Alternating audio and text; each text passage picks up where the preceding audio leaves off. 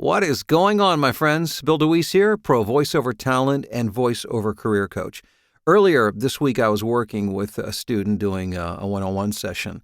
And this particular student's he's making a very good living recording voiceovers. He's doing very well, sounds great, et cetera, et cetera, et cetera. However, he needed some help winning more auditions because what happens is the better that you get, what you'll find is that you move a little further up the proverbial food chain of voiceover, where the air gets a little thinner as you go. And yeah, you're competing against fewer people. Think of it this way. Earlier on in your career, as you made big strides and you got better quickly, it's pretty obvious to hear somebody who has more experience and who just has more skill than somebody else. But what happens is when you begin to move into that upper tier, where you're competing against fewer people, but they're far more talented than the masses who are just getting started. So then it's a new kind of thing. It's not as obvious. The distinctions, the differences are very much nuanced.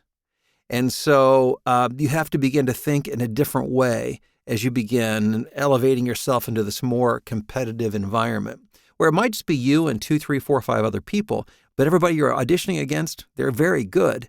So it's not about being better than them. It's about being the best you. But I believe that one of the keys to being more nuanced and to be more competitive within that very, again, select group of folks is thinking and reading in phrases.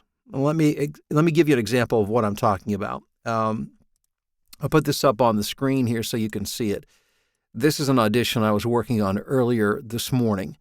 Now, what happens with most people, and especially I think those who come out of a broadcast background, we tend to kind of railroad our way through scripts. It's almost as if, and this is the way I explained it to my student, it's almost as if subconsciously I can hear you trying to get to the end of the script without blowing it.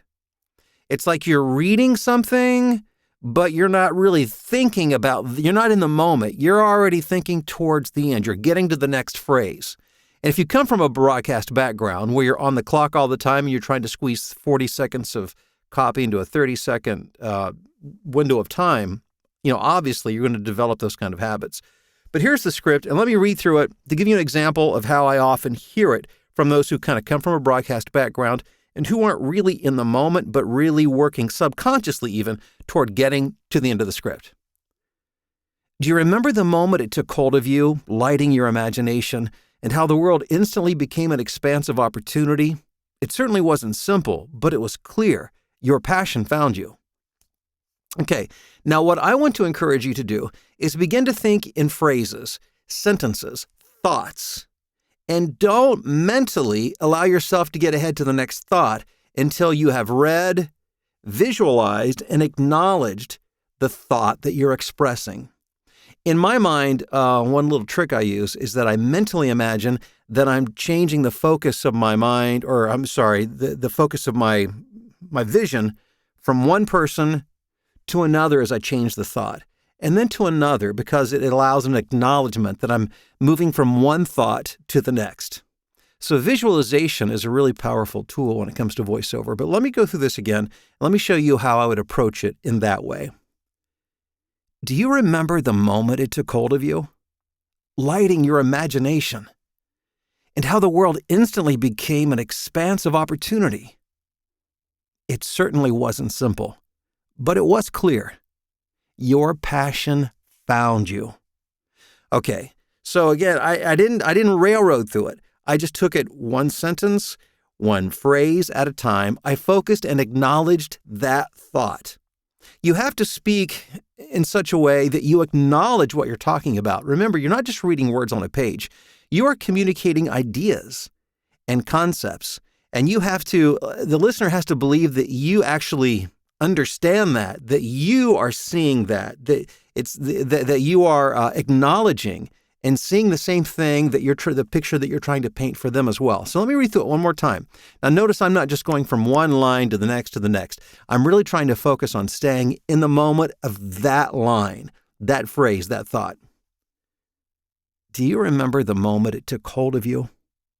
Igniting your imagination, and how the world instantly became an expansive opportunity. It certainly wasn't simple, but it was clear. Your passion found you. Now, your read might be different. It's not about having a different read. It's about acknowledging what you are talking about. And the further up the VO food chain that you get, the more competitive it becomes. Even though there's fewer people, instead of competing against hundreds or thousands, you might be competing against just a few people. But it's competitive because they're all very skilled and talented at what they do. And so you have to allow your personality, your point of view to come through. But you can only do that if you acknowledge the thoughts that you're communicating. So I hope you'll take this, practice it, use it in your auditions. Make sure to post your results in the remarks below. I'll be very curious to see how this works for you. Thanks so much for checking out the video.